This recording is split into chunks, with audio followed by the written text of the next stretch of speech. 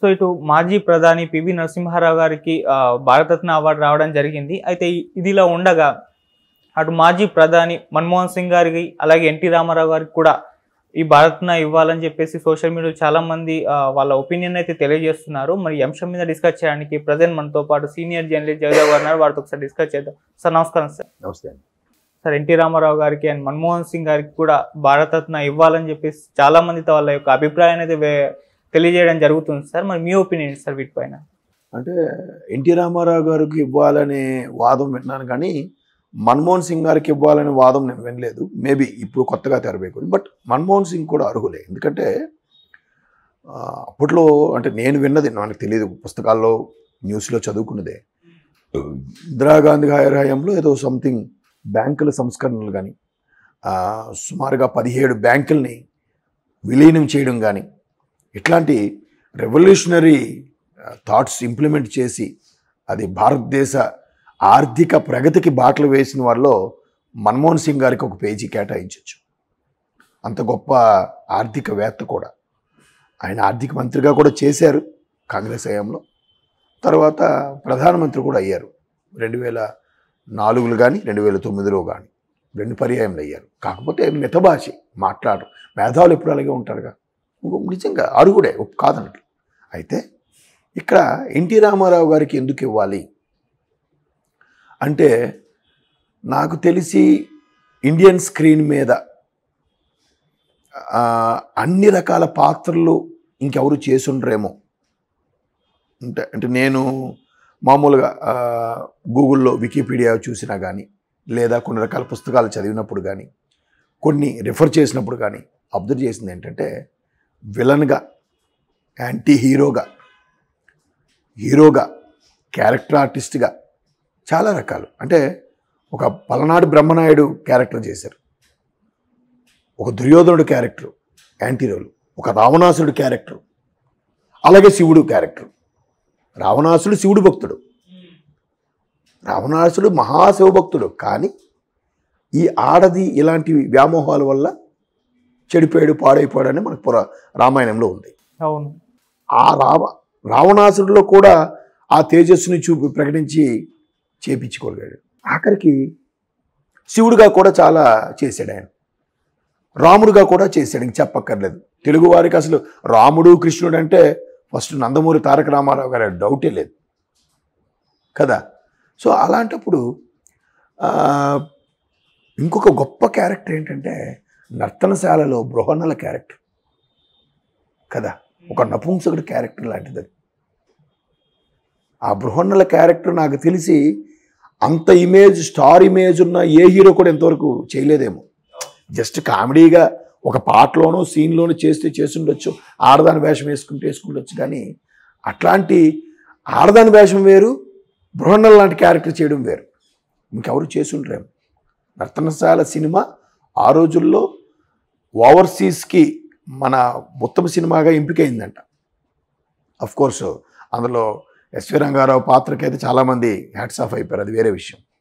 అలాగా ప్రతిదీ రాముడు చేశాడు, రావణాసుడు చేశాడు, కృష్ణుడు చేశాడు, దుర్యోధనుడు చేశాడు, ఋషులు పాత్రలు చేశాడు, విష్ణువు, శివుడు. ఏ పాత్రకైనా యాంటీగా, విలన్గా. ఇప్పుడు దానవీర సూరకర్ణ అయితే నిజంగా అద్భుతం. అది కథ, స్క్రీన్ ప్లే, మాటలు, దర్శకత్వం ఆయనే.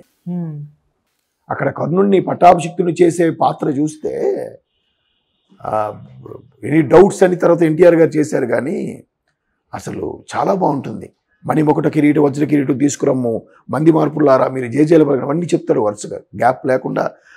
1.5 minute ఎంత ఉంటుంది ఆ డైలాగ్. ఎట్లా డైరెక్ట్ చానే చేస్తూ ఒక పక్క దుర్యోధనుడు, ఇప్పుడు దుర్యోధనుడు డైలాగ్ చెప్తున్నప్పుడు ఎదురుగా కర్ణుడు అనేవాడు ఎలా రియాక్ట్ అవ్వాలో కూడా ఒక ఎక్స్ప్రెషన్ ఉంటుంది కదా. బట్ ఇది వేరే సీన్, అది వేరే సీన్. ఇక్కడ దుర్యోధనుడు డైలాగ్ చెప్తుంటే కర్ణుడు ఎలా చెప్పాలంటే, ఎలా పెట్టాలంటే, అరే నా గురించి ఒక రారాజు నా గురించి మాట్లాడుతున్నాడు అని అంత గొప్పగా ఆశ్చర్యంగా పెట్టాలి. ఆ డైలాగ్ ఊహించుకొని ఈయన ఎక్స్ప్రెషన్ ఇవ్వాలి. 2 సీన్లు కలుపుతారు. ఇప్పుడే టెక్నాలజీ వచ్చింది కదా, అంత అద్భుతం. దర్శకుడు ఉన్నాడు. ఇప్పుడు పాత సినిమాలు కూడా చాలా వరకు ఆయన డైరెక్ట్ చేశాడు. అది పేరు వేసుకోలేదు ఆయన, దర్శకులు పేరు వేసేవాడు. కానీ కదా. మరి అటువంటి ఆయనకి భారతరత్న ఎందుకు ఇవ్వకూడదు? పైగా ముఖ్యమంత్రిగా చేశాడు ఆయన, 2-3 పర్యాయాలు ముఖ్యమంత్రిగా చేశాడు ఆయన. ఇన్ని మెరిట్స్ ఇన్ని ఉన్నప్పుడు ఎందుకు ఇవ్వకూడదు? అలా అంటే చాలామంది అంటారు ఏముందిలే ఆయన పర్సనల్ లైఫ్లో లాస్ట్లో కొద్దిగా అవంతా ఎందుకు, కళారంగం చూడండి. ఇప్పుడు లతా మంగేష్కర్ గారికి కూడా భారతరత్న ఇచ్చారు. నేను తప్పు పట్టట్లే, ఆవిడ గొప్ప సింగరే. మరి మన దగ్గర జానకమ్మ గారు కనీసం పద్మశ్రేణి ఇచ్చారా?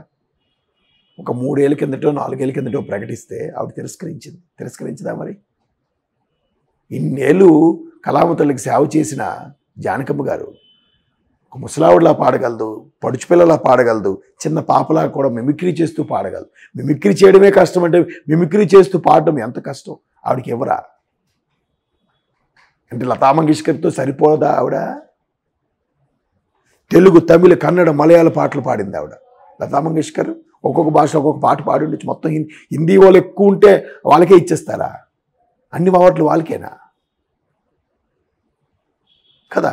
అలాంటప్పుడు ఈయనకి ఇస్తే తప్పే ఉంది ఎన్టీ రామారావు గారికి. అద్భుతం అంటే ఎలా చెప్పాలి, అన్ని రకాల పాత్రలు అంతన్ని ఒప్పించాడు, చేసించాడు, మెప్పించాడు. 300 పైచీలకు కథానాయకుడిగా చేసిన నటులు ఎవరున్నారు? అఫ్కోర్స్ తెలుగులో కృష్ణ గారు ఉన్నారు, కానీ ఒక కథానాయకుడిగా 300 సినిమాలంటే మాటల ఎన్ని జనరేషన్స్. ఒకే అమ్మాయితో, మనవరాలుగా చేసిన అమ్మాయితో హీరోయిన్గా కూడా చేసిన క్రెడిట్ ఎవరికైనా ఉందా? ఒక్క నందమూరి తారక రామారావు గారికి తప్ప. ఇంకొక పెద్ద గ్రేట్ న్యూస్ చెప్పనా,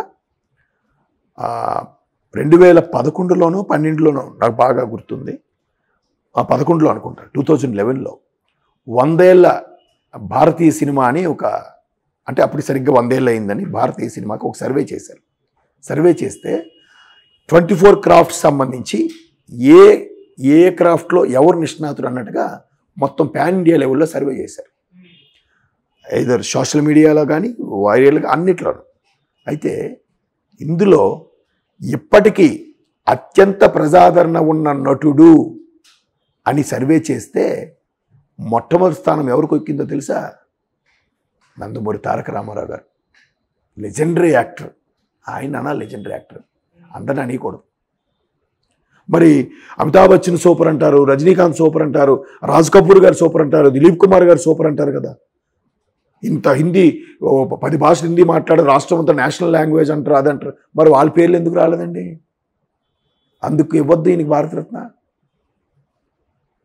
మళ్ళీ సినీ రంగంలో కూడా ఎన్నో సినిమాలు అద్భుతమైన కళాఖండాలు వచ్చాయి, కానీ తమిళ నాయగన్ సినిమాకే ఫస్ట్ ప్రైజ్ వచ్చింది. 100 ఏళ్ళ భారతీయ సినిమాల్లో ఒక 100 సినిమాలు తీసుకుంటే మొట్టమొదటి ప్లేస్ నాయగన్, కమల్ హాసన్ నాయగన్ సినిమాకి, మణిరత్నం సినిమాది. మరి హిందీలో చాలా సూపర్గా ఉంటారు హిందీలో సినిమాలు అంటారు కదా, ఏం మరి రాలేదు వాటికి? ఒకరిద్దరితో ఇచ్చింది కాదు, దేశవ్యాప్తంగా సర్వే చేయించిన మాట ఇది. అప్పటికి 28 రాష్ట్రాల్లో కూడా. సో అంత గొప్ప మహానటుడికి ఎంతమంది మెగాస్టార్లు, రజనీకాంత్ సూపర్ స్టార్లు, అమితాబ్ బచ్చన్ ఏషియన్ స్టార్ అంటారు ఆయన, అంతమంది ఉన్నా కూడా తమిళనాడులో కూడా ఎంజీఆర్ గారు, అక్కడ రాజ్ కుమార్ గారు, ఆయన నజీర్ ప్రేమ్ గారు, రేమ్జీ గారు అంటారు ఆయన, ఇక్కడ దిలీప్ కుమార్ గారు, రాజ్ కపూర్ గారు, కపూర్స్ ఫ్యామిలీయే ఉంది. ఎంతమందిని తొక్కుకుంటూ ఫస్ట్ ప్లేస్లో వచ్చిన నందమూరి తారక రామారావు గారికి భారతరత్న ఇస్తే తప్పే ఉంది? అది కూడా కాదా? అబ్సల్యూట్లీ అది కూడా మనం మరో తెలుగువాడిగా గర్వించాలి. అది టీడీపీ ప్రభుత్వం కూడా చాలాసార్లు అప్లికేషన్ పెట్టింది, కానీ ఎందుకో ఇవ్వలేదు. చూద్దాం, నెక్స్ట్ టైంకైనా we hope for the best. Okay, thank you so much sir.